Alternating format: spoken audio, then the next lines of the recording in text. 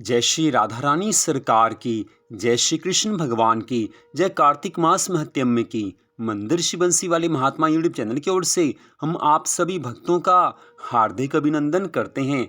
जैसा कि आप सभी जानते हैं कि हमारे हिंदू धर्म में जो 12 मास वर्ष में होते हैं, उन सब मासों में से कार्तिक मास को सर्वश्रेष्ठ बताया गया है। कार्तिक मास में की गई भक्ति से प्रसन्न होकर भगवान अपने भक्तों को सभी तरह के सुख संपत्ति आनंद प्रदान करते हैं। और कार्तिक मास में कार्तिक मास महत्म्य की कथाओं को सुनने मात्र से पिछले सभी जन्मों के पाप नष्ट हो जाते हैं और मनुष्य को सुख संपत्ति आनंद की प्राप्ति होती है।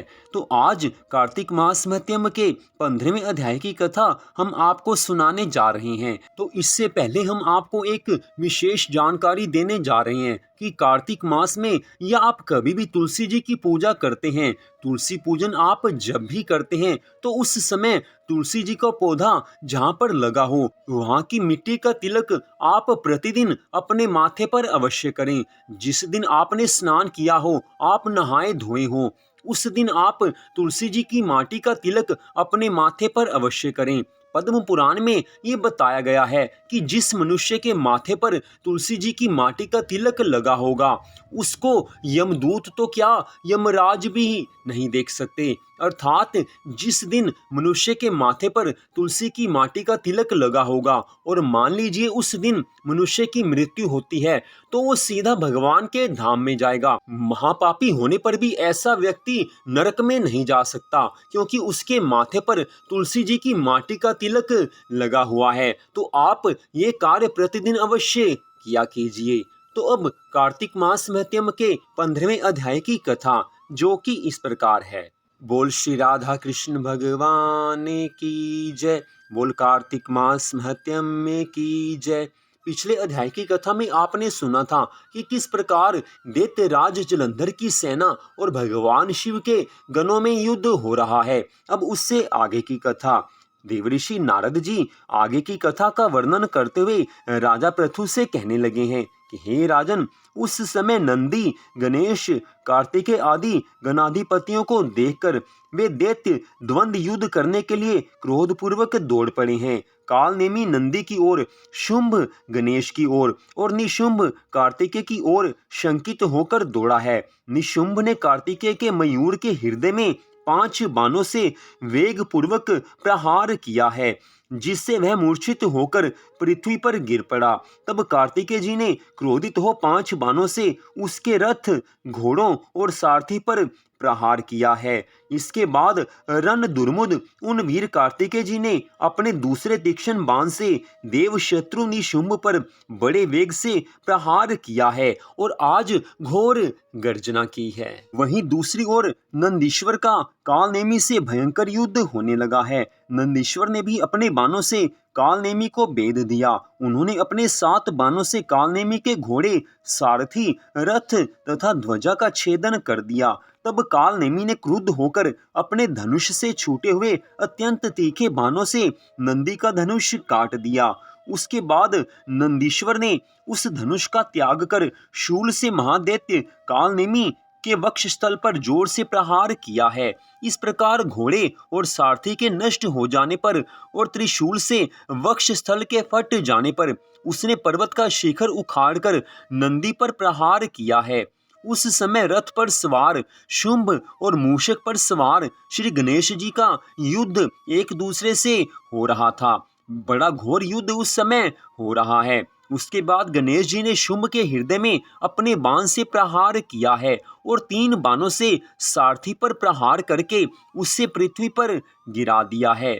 तब अत्यंत क्रोध की अवस्था में शुंभ भी बाण वृष्टि से गणेश जी को तथा 3 बाणों से मूषक को बेध कर मेघ के समान गर्जना करने लगा। बाणों से छिन्न अंग वाला मूषक अत्यंत पीड़ित होकर भाग चला, जिसके कारण गणेश जी गिर पड़े और वे पैदल ही युद्ध करने लगे।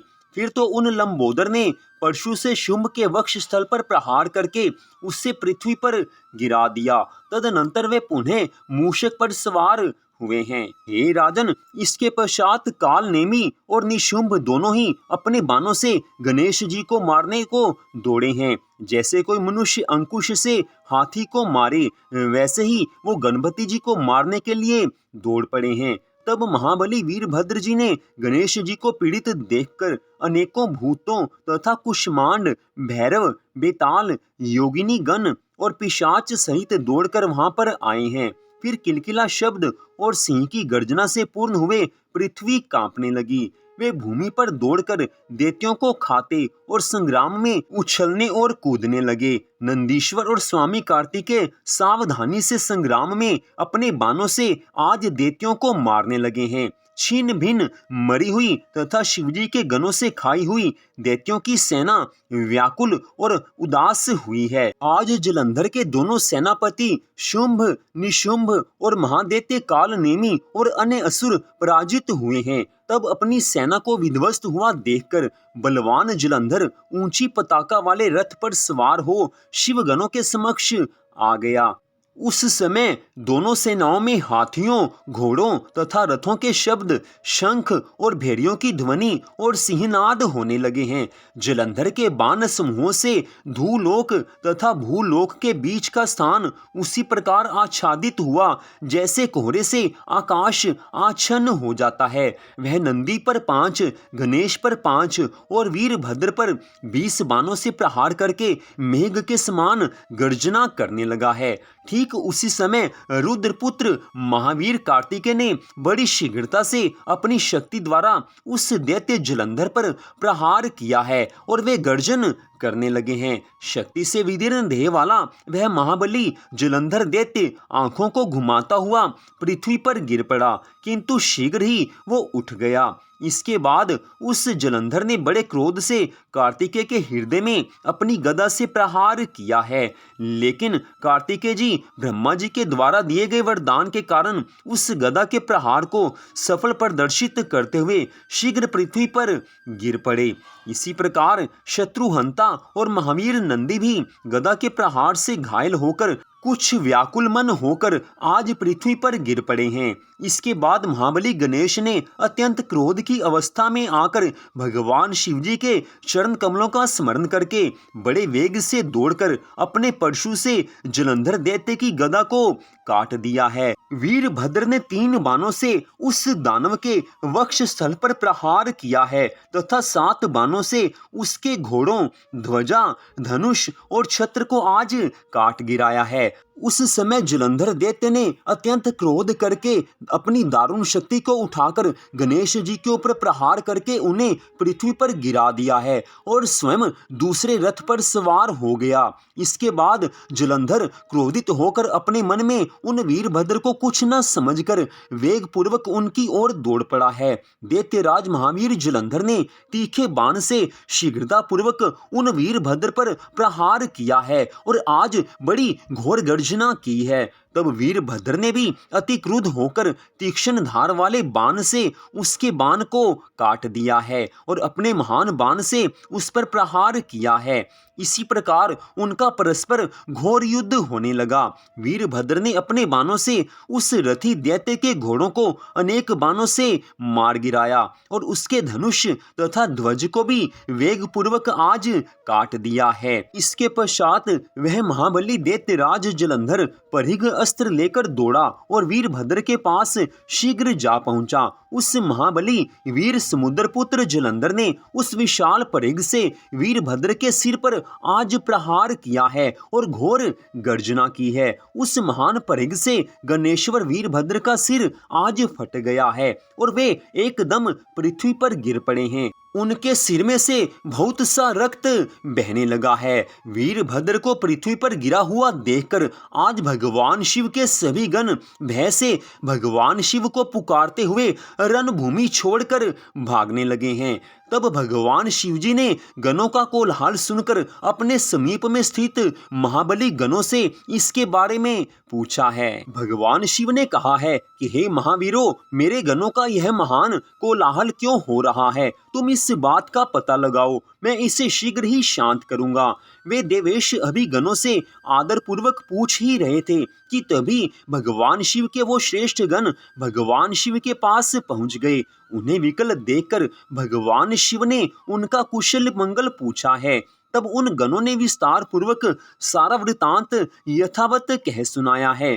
तब महान लीला करने वाले भगवान सदाशिव शंकर जी महाराज ने उसे सुनकर महान उत्साह बढ़ाते हुए उन सभी गणों को अभय प्रदान किया है। तो यहीं पर कार्तिक मास महत्म के 15वें अध्याय की कथा का विश्राम होता है। इससे आगे की कथा को आप अगले भाग में हमारे चैनल पर सुन पाएंगे। तो आप सबसे छोटा सा निवेदन, कार्तिक मास महत्म की इन सभी कथाओं को कृपया हमारे चैनल पर अवश्य सुने, क्योंकि हम जो भी कथा आपको सुना रहे हैं वो पूर्ण कथा है। हम आपको पूरी कथा सुना रहे हैं, कुछ भी इसमें से नहीं छूटेगा। पूर्ण कथा को सुनने से भगवान की पूर्ण कृपा मिलती है। तो मंदिर शिवंशी वाले महात्मा यूट्यूब चैनल की ओर से आज की इस कथा को सुनने के लिए आप सबका हार्दिक धन्यवाद। भगवान श्री राधा कृष्ण जी की कार्तिक मास महत्म की अनंत कृपा सदा आप सब पर, आपके परिवार पर बनी रहे, इसी मंगल कामना के साथ जय श्री राधा रानी सरकार की, जय श्री कृष्ण भगवान की, जय श्री लक्ष्मी नारायण जी भगवान की, जय श्री गौरी शंकर जी भगवान की, जय श्री गणपति जी महाराज की, जय स्वामी कार्तिकेय जी महाराज की, जय कार्तिक मास महत्म की। जय जय श्री राधे, जय जय श्री राधे, जय जय श्री राधे श्याम।